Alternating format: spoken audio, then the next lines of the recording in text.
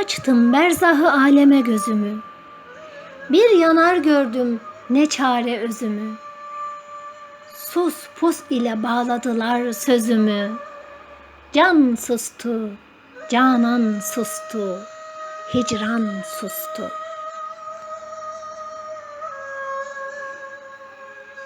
Koşamadım uluların peşine, su dökerim bilginler ateşine.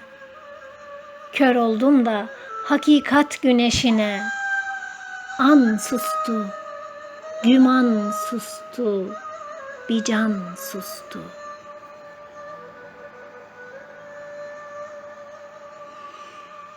Ah kapısında çürüdü postlarım, vah dağına kamburumu yaslarım.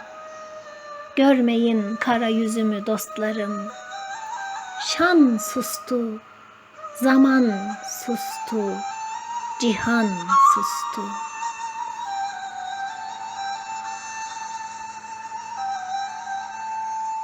Şiir Yusra Nur Yazıcı. Yorumlayan Hatice Türkmen Yurtseven.